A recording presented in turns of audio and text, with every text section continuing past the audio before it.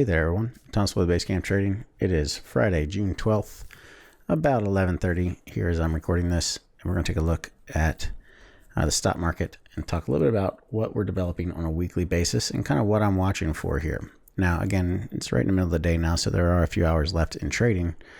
So keep that in mind. These price bars may change by the end of the day.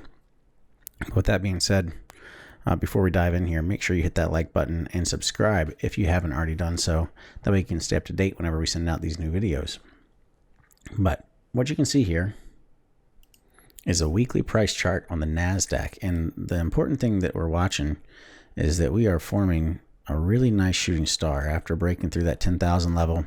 Just hasn't been able to hold, immediately selling off. We had that big down day yesterday and we're kind of chopping around today sideways.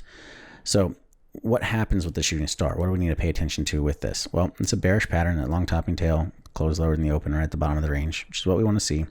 But you got to make sure that it triggers. Okay, so the trigger for a shooting star would be a breakthrough this week's low next week. Now, do I think we're going to get all the way back down to the 6,000 or 7,000 area where we were earlier this year?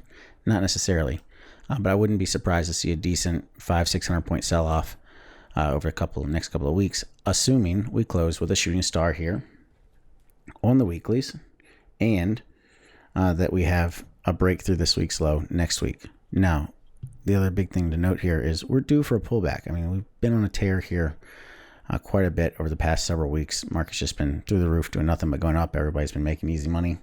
Doesn't last like that forever. So with that being said, I've established some hedges, and the way I'm hedging, I'm using SPXU, shares and calls, SQQQ, shares and calls, and also DUST, D-U-S-T, shares and calls. So they're not intended to be big trades or anything. They're just intended to offset risk for my long-term portfolio. Now, along the same lines here with the Nasdaq, we actually have the S&P. So if we take a look at the S&P on a weekly chart, we have a bearish engulfing forming on the weeklies. Now, it all depends on where we close today. We would need to close, for it to be an engulfing pattern, we would need to close below 3,019 and a quarter, which was the open of last week. And then again, we'd want to see a breakthrough this week's low next week to trigger.